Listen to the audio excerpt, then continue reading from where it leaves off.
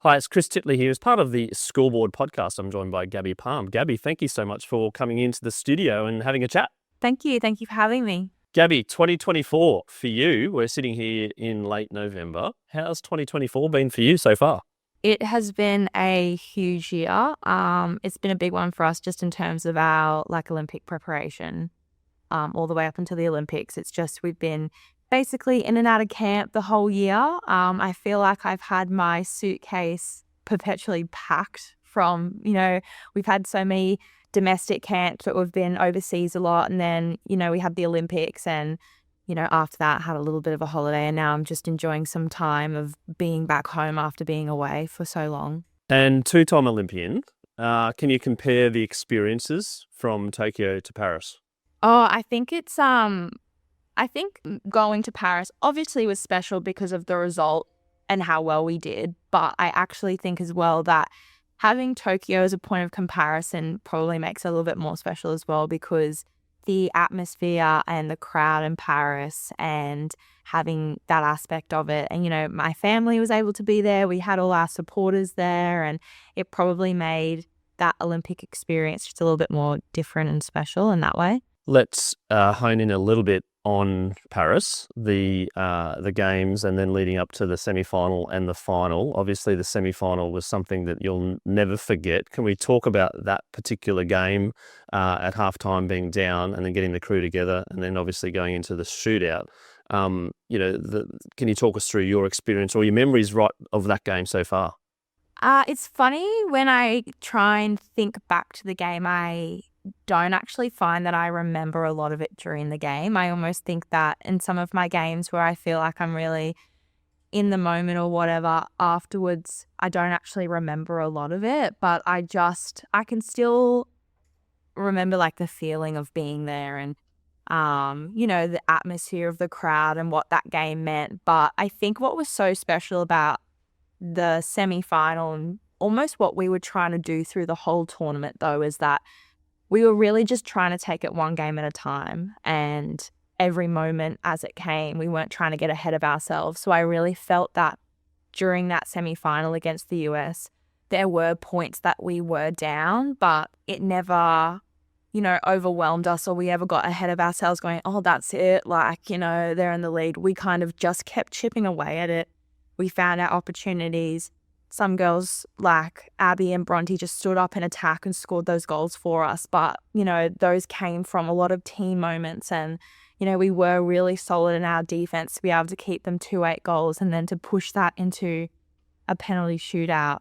I mean, it's so nerve-wracking, but also exciting. And then to get the result in a penalty shootout, what it meant, who we were playing, it was just so exciting. Being a goalkeeper, watching from where you are in the game and then obviously seeing the other team score and maybe some heads go down, etc. How do you feel being sort of watching it all, and what can you do, I suppose, with your position being so specified and seeing the emotions from the players? I'm interested to know. So many people, funnily enough, say to me, oh, goalie, pretty lonely position. But I've never found that. I love being a goalie. I mean, I think that from, my position in the goals, it gives me such a great opportunity to see everything from defense. I'm in the perfect seat to be able to see that, control that, call that.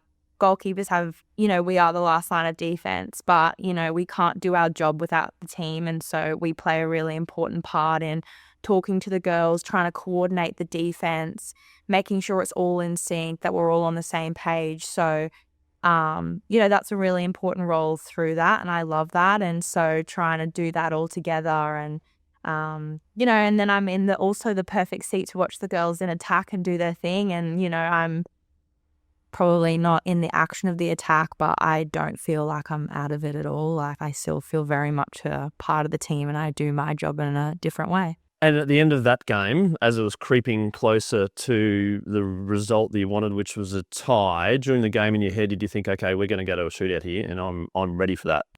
I don't think I thought about it in the game until, the final whistle blew, we saw the scoreboard and it was like, okay, it's, It's go time for you. it's go time, it's a penalty shootout. And I do remember afterwards, Usually like the coach brings us all in and she's having a chat and she asks the shooters who wants to put their hand up to shoot. And she was like, who's ready for it? And I think I was just so in it that I was just like, yep, like me, like I'm just ready to go. I just had this overwhelming feeling of like, yep, let's put me in there, like I'm ready to go. So I remember that. I thought it was really funny. But yeah, I was just ready to get in there. And sometimes I think that with shootouts, sometimes the pressure is on the shooter. You're in a very, controlled situation where it's, 5 meters. When you look at it, the shooters should score. So I really relish in that. I think it's fun. It's an opportunity for me to get in there and maybe cause some chaos and get a save. I can't remember whether it was the fifth or sixth save that won it for you. Do you remember? Yeah, no, it was, so we had gone through, so in a penalty shootout, there's 5 shooters from each team. And we had gone through a full round. So the 5 shooters from Australia and US, they all scored. Our captain had gone to take the first shot of the following round, and then it was me, and I saved the first. Oh, so there's number 6. It was shot number 6. Shot number 6. Talk us through it.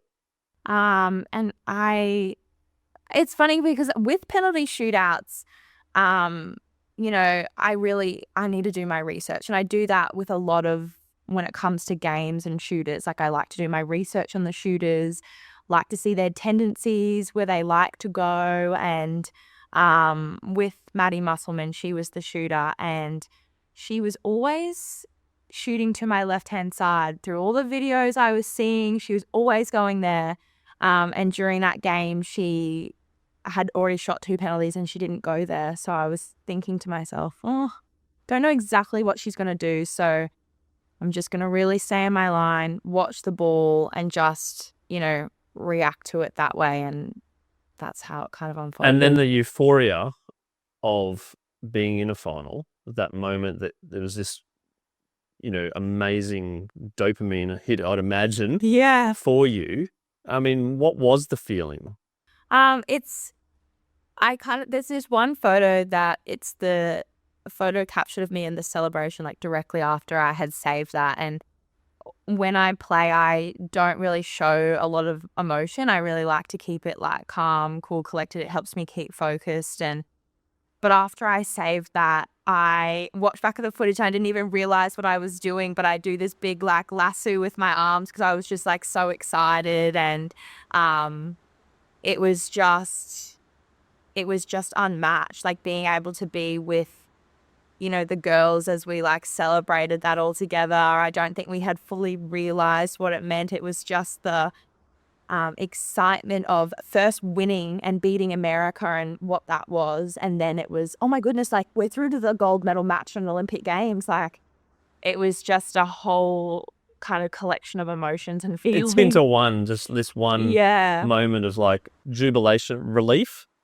I don't know if we had really felt relief. I think we were just still very much in the moment of celebrating that and what it meant rather than any kind of relief, because we had just been taking it one game at a time and what that meant, and we were just going to keep coming up at that challenge as it came. So I think in that moment directly after, it was just that euphoria and excitement. So the euphoria of winning that semi-final and beating America, and then knowing that you've got to play Spain for a gold medal, how did that sort of go in your head? It's funny because that semi-final and the win of it was like one of the best moments of, I've experienced in sport. But I found that like we couldn't unfortunately relish in that too much because we had another game to play. And so we, like all through the tournament, whenever we had the win or whatnot, we had that day to kind of sit in that, celebrate it, acknowledge what we've done. But come the next day, it would always be like, okay, we've got to look forward. We've got another game to go. So it was kind of, put that in a box. All right, let's look forward. We've got to prepare for Spain, look at the footage of what they've done, try and get our heads around, the next competition and the next game.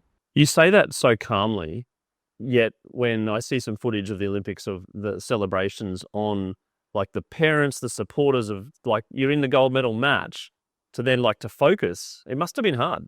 Oh, it was so hard. I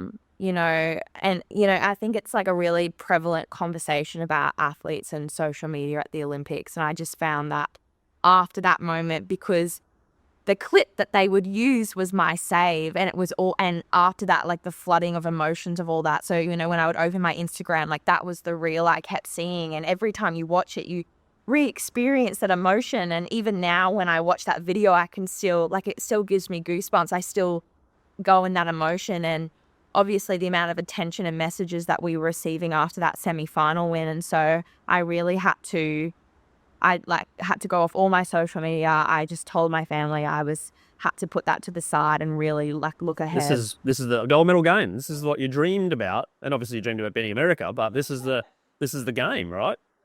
And then to lose that game in such a pretty close game, like they chipped away ahead, but then like the end of the game is like, now we're over. We've got the silver medal. We're very proud of ourselves, but also we lost the game. Yeah. I think winning a silver medal in a game is a very bittersweet moment, because even though you get to stand on the podium and you win a medal, it comes after a loss, and it was our first loss of the games as well. And so directly afterwards, I remember thinking that I was just in a whole roller coaster of emotions, because I was in the moment processing the loss of what we had. And it had to be a little bit of time where and even now, the more time I step away from the Olympics, that I realize that the medal reflects the whole tournament and what we have done, but also all the lead up and, all the years that I've poured into water polo is reflective of the medal, not just that game. So it does take, stepping away from that and having that time and perspective to really realize how special a silver medal is. But directly afterwards, you're just like, I've just lost a game. When was the timing of the water polo in the Olympics? Was it towards the end? No, we go the whole 2 weeks. Yeah, so you're right at the end. You got the silver medal right at the end. Yeah, we were the second last day that we won the medal. So we're one of the only sports that plays across the whole 2 weeks. And with water polo, this Olympics we were playing through and getting a medal, but in Tokyo, when we were out of medal contention, we are one of the only sports that plays through to get a result. Whereas with hockey, like once you lose, you're out. Whereas water polo, you keep playing. And then also like the individual, you could have it for like Grace Brownmore before. I guess she was the first. Yes. And so she had it for 2 weeks. So you didn't actually celebrate your medal with everyone for too long. No. Yeah. No, because by that point, people were kind of like filing out of the village, and yeah, we were right at the end. And I even get questions that, did you go watch other sports? Did you go do this? And it's like, no, water polo goes the whole time. Yeah. Your love of water polo, when did that first start? It didn't really start with, I think, love at the start. I got into it because I was moving from like primary school into high school, and the water polo season starts. It goes over summer, so it starts in term 4 and carries over into term 1. So that first year of under 13s, it started when I was in primary school before going into high school, and my high school does water polo. And so it was a really good opportunity to like meet girls before starting school. So I had some friends before starting, but it's a story that I feel like lots of people find quite funny, but I actually really don't like swimming. I wasn't much of a swimmer at school. Freestyle really wasn't my strong suit. It's just not one of the sports that I gravitated towards. And so when someone said water polo, I thought, that's swimming. I don't think so. So I was quite reluctant, but, people just give it a go, like meet new friends. And so I did. And I wasn't too bad at breaststroke when I was there, but nobody really wanted to try goalkeeper. And so they thought, oh, like, Gabi, you're good at breaststroke. Like, why don't you give goalkeeper a go? And so I did. And I had a bit of natural ability there. And I kind of just fell into the role of goalkeeper. And I really enjoyed it. I liked that it was a little bit of a individual sport within a team sport, but I loved the team component. I loved the challenge of it. And yeah, I just fell into it. What's the I suppose the training regime of a goalkeeper versus the other players? Do you do things together as a team, and that's part of a team? But there's other things that you probably obviously for specialist position like a goalkeeper that you do that others don't. Yeah, so a lot of our fitness and conditioning is completely different. When it comes to water polo based stuff, so such as shooting, you have to have the goalkeeper and the field players, and whenever we're doing team tactics or anything involving a goal, we're all together. But the fitness component, the field players have to do a lot of swimming naturally, like when they're in the game, and they have to have a lot of focus on their, shoulder strength and stability. So a lot of their conditioning is quite different. Whereas with goalies, I don't need to be really fast at freestyle. Which is, you wouldn't like that anyway. No, right? exactly. So that's why I'm, in goals. But a lot of our conditioning is to do with, our leg strength and our leg agility and how I can move effectively around the goals and my jumping and that kind of speed dynamic. So it's quite different, our conditioning. People talk a lot about mental strength and versus physical strength. As a professional athlete and now a silver medalist, how important is it to keep your head right? Oh, it's really important. And I think it's something that I've always known, but I think especially kind of in the last year, it's something that I've really spent a lot of time prioritizing.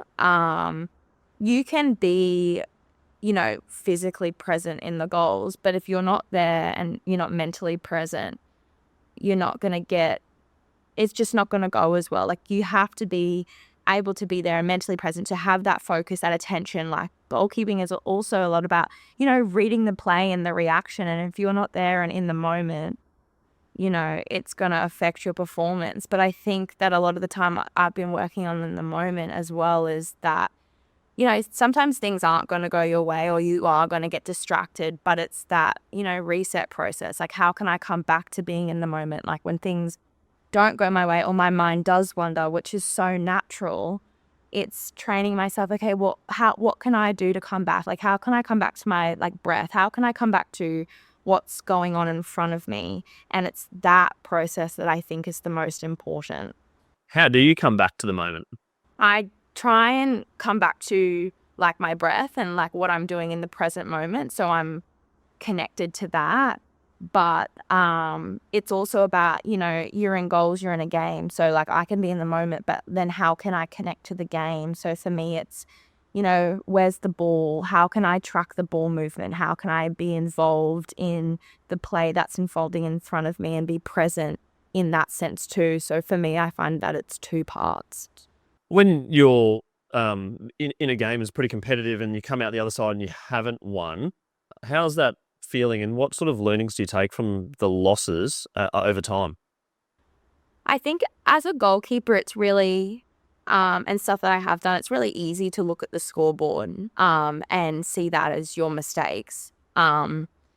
It's really hard to look at that and go, oh, well, a goal scored, that's, the mistake of a goalkeeper. And, sometimes people with just not a lot of knowledge of the sport or just look at it and it's really easy to reflect that on the goalkeeper. But I think it's been through a process now of, okay, people might say that, but I know the game and I know what that is, and that doesn't necessarily solely reflect on me. I am a part of a team, and some goals will be my mistake, and that's okay, but it's trying to step away from that, look at the footage and look at what's happened in that and try and learn from it that way and take the learnings from that and with the team and what that means. And sometimes it's not just so black and white in that sense.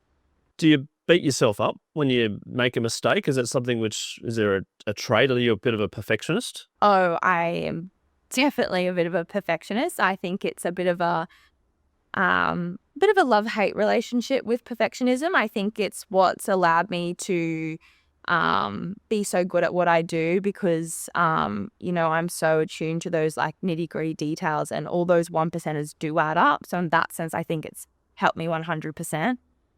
But, it's also hard because I am really hard on myself. And so it's, learning to be kinder to myself in those situations, and that, if something happens in the game and a goal does go through and maybe it is, my mistake, it's then learning to not get so like embroiled in that in the moment and just learn to go, okay, like that happened. This is how I probably would have done it better. I just need to forget about it and move on and keep going into the game, because if you get so bogged down in that spiral of beating yourself up and what I should have done, again, it takes you out of the moment and probably will make another mistake really more likely, rather than if I can just kind of go, accept that it's happened, moved it to the side, and try and focus and do something with the next shot. When you balance that perfectionism in your head with enjoyment levels of the sport, do you come off after a game, win, loss or draw, thoroughly enjoying the fight, the competitive, or is there a bit of sort of like, that wasn't I didn't really like that 90 minutes or whatever it was, right? I think you definitely get your games where it's like that, but I think that I love high performance sport. Like, I love being able to play for my country and play water polo at the highest level. So I think for me, there's still so much enjoyment and satisfaction I get out of that. But again, I still will come away from a game and my head naturally goes to, oh, yep, okay, that goal probably should have done this and whatnot. But I think I'm also starting to learn to go, oh, but that moment was really cool. Like that save, yeah, like I really liked that. And I think it's still having that balance, but afterwards, like combing through the footage, and that's when I can really like look into that analysis and whatnot and what that looks like. And yeah. Are you a competitive person? Oh yeah, I am. I think naturally, I think you'd find it, hard not to find an elite sport person who's not competitive. So I definitely am. I love the challenge and the thrill of, what comes with, high performance sport, and I love to win. Like, who doesn't? Yeah, and where do you reckon that's come from? I think I've always had a bit of a competitive nature, like even as a kid, like when I was doing sports. I mean, even when I'm playing board games with my sister, I get competitive. Like, I think there's always been that competitive streak in me, and it's been great to have, sport like this where I can really, channel it. Are you a structured person? Yeah, I am.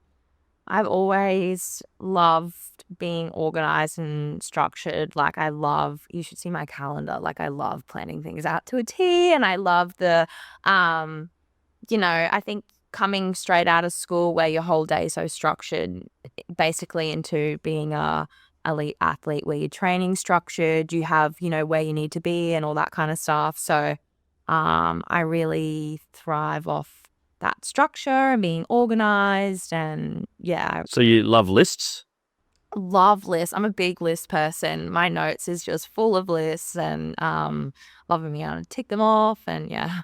On that topic of lists, when it comes to goals, are you a goal setter?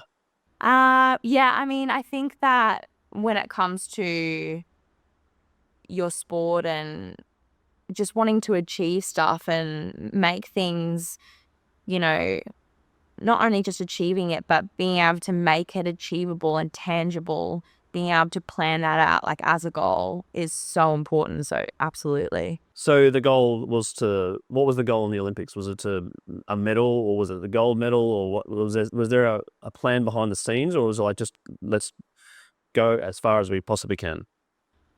I think when it comes to like tournaments and medals and like achievements, you can set goals that are like outcome based, or you can have process based goals. And I think that it's only natural that we have those outcome based goals. Like, I want to be an Olympian, I want to win a medal. But if that is the only thing you have, I think it makes things really tangible, because if you don't achieve that, you have this real sense of lack. And so what we try to do, and what I really try to do, is we had to make it process based. We had to put in and do all the steps that we wanted to do to make that possible. So, we set, what we wanted to do as a team, and, the tactics that we wanted to play, and making sure that we were showing up in the fittest and strongest way that we could be, and things that were totally in our control. and when we were going into the games as well, making sure that we were playing with this, we were playing to win. We weren't in fear of losing. And so when you have all those things kind of in place and you have that process, and when you come and you get a medal from that, like, that's incredible. And I know that I can, fortunately say that because we did win a medal. But, I was talking with one of my coaches and some of my teammates the other day. I do believe that with the process we had, if we still hadn't have come away with a medal, I still would have been so proud of the process and the year that we had put into place and the goals that we had been setting through the year as a team and as individuals. Like, I'm still so proud of that too. So I think that, I don't think winning a medal is the be all end all, but it's still something that I'm incredibly proud of. I think it's a really interesting conversation about all of that. Yeah. Do you pause and reflect about various things? Like, let's say you get your goal is to make the Olympics, and which is probably one of your childhood dreams, I'd imagine, as you're going through the water bike, and then you get selected in Tokyo. And that moment where you get the phone call or whatever it might be, I don't know what the modern communication to selection is these days, but when you get it, this sort of euphoria of like, yes, I'm here. But then that's part of the job. Oh, absolutely. I think that especially when I was working towards Tokyo, it's a real different thing because you're trying to go for your first Olympics, like you're trying to be an Olympian. And I remember in the lead up to that, there was a process when we were in camp for 3 months, and I was so nervous. Being in Canberra for 3 months, Canberra's great, but it's also, Canberra. And so I was thinking about spending 3 months down there, and what if I spend all this time down here and I don't make it? Those were the thoughts that were kind of going through my head. But it was also, but what if you do make it? And I knew that I had to pour in and do everything that I could to make that possible, so that when I got that phone call about whether I was selected or not, whether I was or not selected, I could come away from that going okay, I did everything that I could to make that happen. And I know that there are other things that are out of my control, but I could walk away from that going, that was the best that I could do. And there comes to a point where that has to be okay and good enough. It sounds like you're pretty resilient to things that don't go your way because of the fact that you've tried your best. And that if you give your best at everything, then there's whatever happens kind of happens. You can control your controls. Are you a resilient person? Yeah, I definitely would say I'm a resilient person. I think that it comes from a lot of years, and just because I can be resilient doesn't mean there are times where I, didn't think that I could do it, or I didn't think that I was good enough. But I think that there was still a stronger feeling of, but I can do it and I can bounce back. And I think that the greatest strength is how you bounce back after those moments where things don't go well or they don't go your way. I think that shows so much more strength and character in a person that when that happens compared to if things always go right. And now you're a dual Olympian or double Olympian, and you've got a silver medal, and you're obviously very proud of that. How does that sit with you when people talk to you now and maybe stop you in the street and maybe want a selfie, etc.?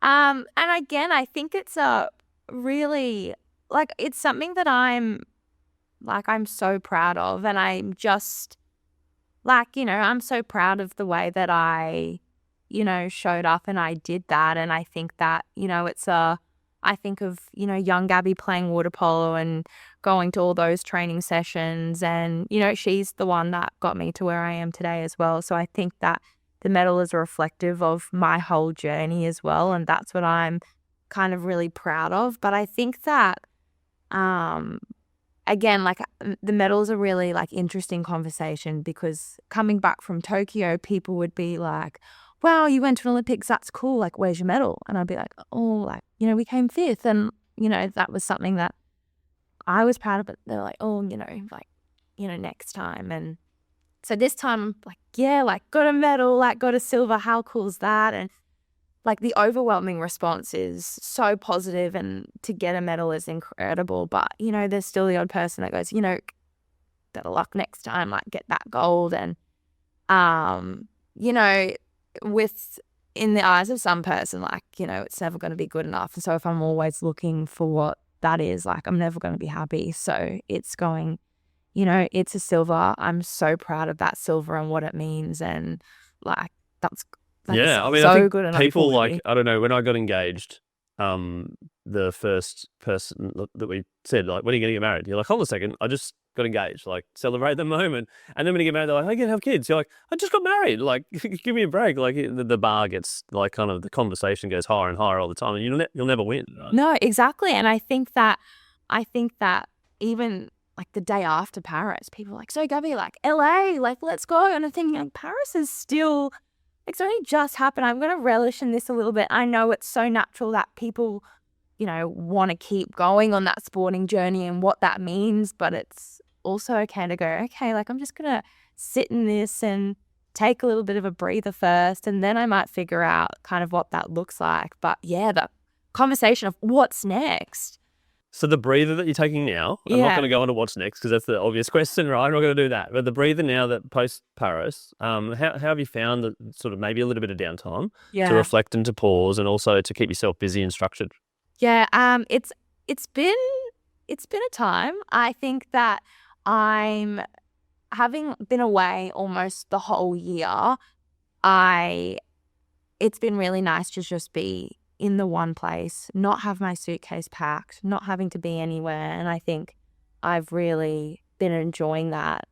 Again, I have been a little bit out of routine, and I almost think that that's, thrown me a little bit from what I'm used to. But I think it's been really important for me to be able to take a step back from what I have been doing and have a break from that, because, it's been 8 years since I've been in the national team, and this has been the longest break I've had during that time. So I think to have that pause and step away from it after doing things for so long, it gives you that space to have a breather and, come back with even more of an appreciation of what it is when you step away. And for water polo for you, has the relationship changed over the course of when young Gabi versus now Gabi in terms of the I suppose the emotion towards the game? I think that, and like when I speak to kids about when they want to pick up sport, I think so many of us fall into sport or watch sport because we love it and we love what it brings and we enjoy the game and all those kinds of things. And I think sometimes it's really easy that when you get caught in, like when you move into high performance and things are so results focused, that you do lose a little bit of that enjoyment and fun, because sometimes it does become your job and you need to get results and all those kinds of things. And I've definitely had my period where I've felt like that. But I think I've always I come back to my why, and, why I play water polo is because, like, I love the challenge. I love the game. And I mean, that's what little Gabi did when she started playing. So I've really tried to, as much as all that results part of it is so natural with sport, I mean, but I always keep trying to connect to, why I started and why I enjoy it. And that, I feel like, keeps me going too. And you felt like you've done a good job of staying that connected, like you haven't drifted, your brain hasn't drifted away going, well, what's next for me? Or this is not, I don't like this anymore.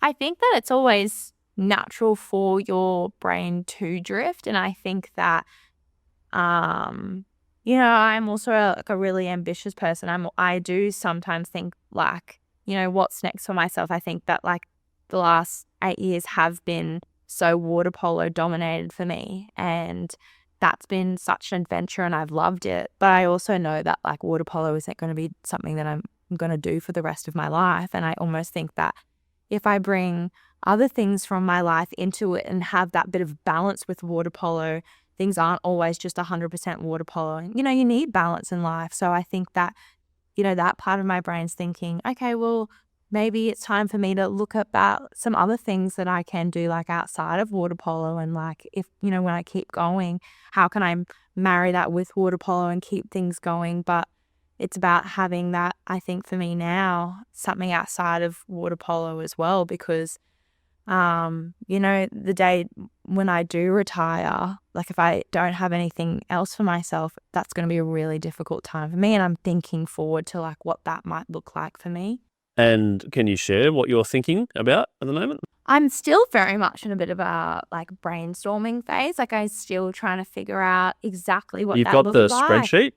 Yeah, not quite. But I've again had a few lists of like brainstorming what that looks like, and I think coming straight out of school, I wasn't one of those people who knew exactly what I wanted to do.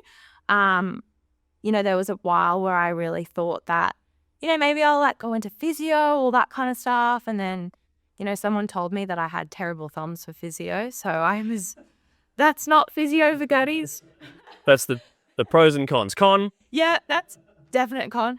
So I did a Bachelor of Psychology at uni because I always found that like really fascinating. But again, that's one of those maybe broader degrees. So at the moment, I'm just trying to look at my skill set and experience that I've gained from sport and what I'm interested in, and trying to see, what path forward I can take and what that looks like. And it's at the moment a real period of like learning and having conversations with people and just being open to new experiences and opportunities. So it's a bit of a new chapter as well. It's a tough question to ask. So people ask, oh, what do you really want to do? What do you, ultimate job, no money, sort of like you win the lotto, right? You win the lotto, what would you do, sort of thing. It's a really tough question to ask. Is there some secret hobbies or side hustles or projects that you're like, I'm interested in this, or might pursue it a little more?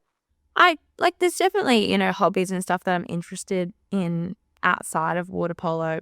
I'm not sure if that means like a career or such, but I just think it's a matter of, trial and error at the moment. Like there's still things that at the moment I'm still loving, like with the part of the Australian Olympic Committee, like they have the Olympics Unleashed program. So like at the moment I'm loving like going out to schools and like talking to kids about like my journey and trying to inspire them for what that means for them maybe one day. But, there's still all those kind of like aspects to it, but I'm just still figuring out what that looks like for me. Well, I'm going to go into some personality traits I might figure out for you. There's a feature on, I'm going to start with a couple of words, and you can say whether you are that person or not. I'm going to start with superstitious.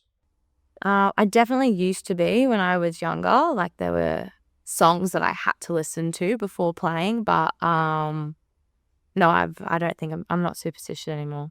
Creative? Yes, I am creative. I think I get confused with this one sometimes because maybe it's not like creative in a drawing sense or whatever, but I think I'm still creative with my ideas and my thinking. Funny? Yeah. I think so. Confident? Yeah, I'm confident. I mean, I think confidence is an interesting one that you can waver on. So as much as I think I am confident, I definitely have my moments where I'm not as confident. Are you a pump-up person before a game or a calm person? Oh, no, I'm a calm person. I find that I naturally get a bit nervous sometimes. So I think that I really like to keep calm and mellow before the games. And I think that carries through to me before the game, because if I'm pumped up and revved up before a game, like I crash. So I really like to try. What do you do to mellow yourself before a game? I really like girls. Some girls will play like music over the speaker. So I'll just kind of listen to that, kind of do my own thing. But I really just try and I don't like to go in my headphones because I get too much in my head. So I just like to be able to talk to people, just be in touch with my surroundings, be in that kind of moment. And so calm background music. You kind of don't know who's playing, but you'd want something in the background to kind of... Yeah. I like having that connection piece. I like being able to talk to the girls next to me or the ones that like to do that. And it kind of just helps me stay, I think, a little bit grounded and in that moment of what's happening right now. And have the nerves ever taken over and control? Is oh, this is, I can't get out of this. Yeah, I think before, I think, sometimes, and even through that, there'll be times where I get, really nervous, but it's trying not to kind of get carried away with that and go, acknowledge that, all those thoughts are there, but okay, how can I come back to what's happening right now? How can I be present in this moment? It's so natural to have those nerves. And I think some people think that, just because you're calm and in the moment doesn't mean you think about those things. Like, they're definitely there. It's just how can you, not necessarily totally tune into that, and how can you kind of like turn your focus elsewhere. One of the traits that I've gathered through various sports people on this podcast has been the word empathetic. Do you think you're an empathetic person? Yeah, I do think I'm an empathetic person. I'm really fortunate to be a part of the, leadership group in the Stingers team. And I think that, like, a part of that and just being in the team, I think being empathetic is so important. I think being a part of like a team sport, I mean, you have to have that. It's not just you out there. Like, you're working with lots of other, you're working with 12 other girls, and a lot of that carries to things going on outside the pool. And so how do you, talk with them? How do you work through stuff? Like, how do you, work through situations in the pool where maybe someone's seen that in a different way, and how do you, talk with them and move through that and kind of get come to a solution altogether, and, acknowledging that people are going to have different views and different opinions, and how you kind of bring that all together. Yeah. And so on that, a leader, do you feel like you're a leader? Yeah, I do. I think that, a part of our leadership group, there's 3 of us. And I think, what I'm learning is that, people can lead in completely different ways. Like, our captain is, she's a quiet leader, but she leads through her actions, and she does that so well. So you don't always have to be the loudest, most outspoken person in the room to be a leader. And so you can lead through your actions and what you do. And that's what I've learned. And I think it's a really powerful thing. A book versus a podcast versus Netflix? Oh, I kind of like dabble in all of them. I think that when I'm in the car, I love listening to a podcast. I also love my reading. I like to try, read a book before bed or whatnot. But I really find that it has to be a book that I'm like absorbed in for me to love it. I'm either like a bookworm or I don't touch a book. So, and then I love, especially with like the weather at the moment when it's raining. Like, yes, you might have noticed this podcast has been pouring the whole time. So if the quality of the audio is not so great, I can't control that. No, but it's the perfect weather to like sit on the couch and like, if there's a good, new Netflix TV show. Are you trashy, or are you like a deep Netflix person? Like, do you go off the Housewives, or you go to the other way of like a serious drama? I go the serious drama route. Like a murder mystery sort of thing? Well, I love it, especially in books too. Like, I love a murder mystery. I love all of that. Nothing like too scary. I've never been much of a horror person. I I'm a really easy jump scare. So do you get a bit anxious after it? Yeah. And this might affect your sleep and things? I can't watch horror movies. I can't remember what it was, but there was some trailer for a horror movie I watched in school, and just watching the trailer, like, it stopped me from sleeping. So I stick away from the horror movies. Coffee or tea, or neither? Oh, coffee. Yeah? I'm a big coffee drinker. Yeah. I love my coffee. Like a flat white, or? Yeah, I love a latte. Same thing, isn't it? Really? It's a little bit more different. frothy. Yeah. Latte. And how many a day? I definitely love to have one every day. But I don't go overboard with that. Like, yeah, otherwise you get a little. I do. Little shaky. I get a bit shaky. Yeah. It's common, right? So, maybe on your third as well, you kind of, you're bouncing off walls and your voice starts to go a little quicker. So, no, I love to have 1 or 2 a day. Gabi, I'm going to leave it there, but thank you so much for coming on the Scoreboard podcast and taking your time in this pouring rain in here in Brisbane. I really do appreciate, and congratulations on your achievements as a sports person and as a person, and obviously moving forward into the next chapter of your life. I wish you well. Thank you so much for having me. Thank you.